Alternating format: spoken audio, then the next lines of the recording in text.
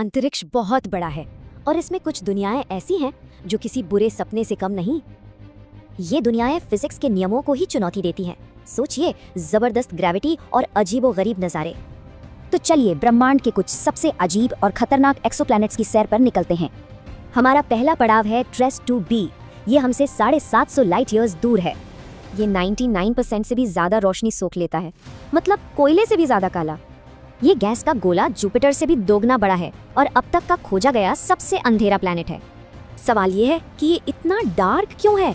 Scientist के पास theories तो हैं, पर असलियत अब भी एक पहेली है।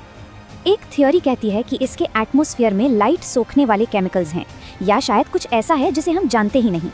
अगर यहाँ जीवन हुआ तो वो हमारी सोच से बिल्कुल परे होगा, पूरी तरह अंधेरे में रहने वाला जीव। अब चलते हैं आग की दुनिया में। इसका नाम है कोरोटी 7b। ये प्लैनेट अपने तारे से टाइडली लॉक्ड है, यानी एक तरफ हमेशा इतनी गर्मी होती है कि चट्टानें भी भाप बन जाती हैं। यहाँ पानी नहीं बल्कि भाप बन चुकी चट्टानों का एटमॉस्फेयर है, और इससे बनता है एक डरावना मौसम जहाँ आसमान से लावा बरसता है। यहाँ अगर कोई जीव हुआ तो वो सिलिकेट से बना होगा जो इस जबरदस्त गर्मी को झेल सके।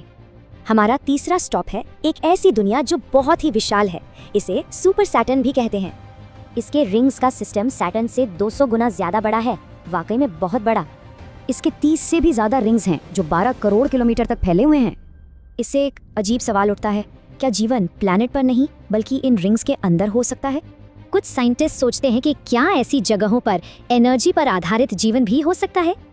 हमारा आखिरी पड़ाव ऐसी दुनियाएं हैं जो जन्नत और कब्रिस्तान के बीच झूल रही हैं।